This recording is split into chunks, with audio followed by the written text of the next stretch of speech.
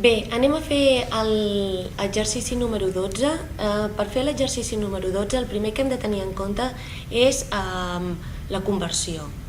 Quan parlem de la conversió, bàsicament és que en un període anual hi ha diverses acumulacions d'interessos. Els interessos es poden acumular mensualment, trimestralment, semestralment, etc.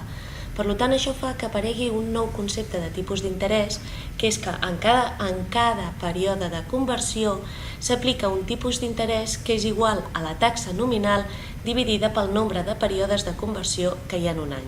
Això és el que s'anomena el tipus d'interès nominal. Quan ens plantegem l'exercici número 12, aquest exercici número 12 ens està dient si 250.000 euros han produït un interès de 75.000, en 5 anys quina ha estat la taxa d'interès si era convertible semestralment.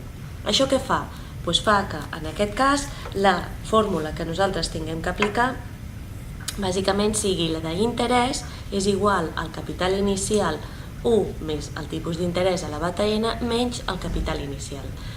Bé, en aquest cas serien 75.000 euros, que són els interessos, és igual al capital inicial, que són 250.000, 1 més l'interès, com aquest grau és, en aquest cas l'interès és convertible semestralment, el dividiríem entre 2, ja que hi ha 2 semestres, elevat a 5 anys per 2 semestres, menys el capital inicial, que són 250.000.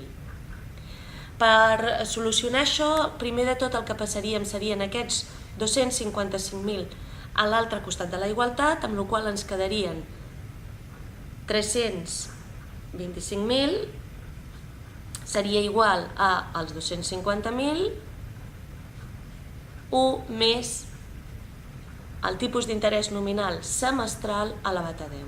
Per solucionar això, l'únic que fem és agafar arrels de grau 10.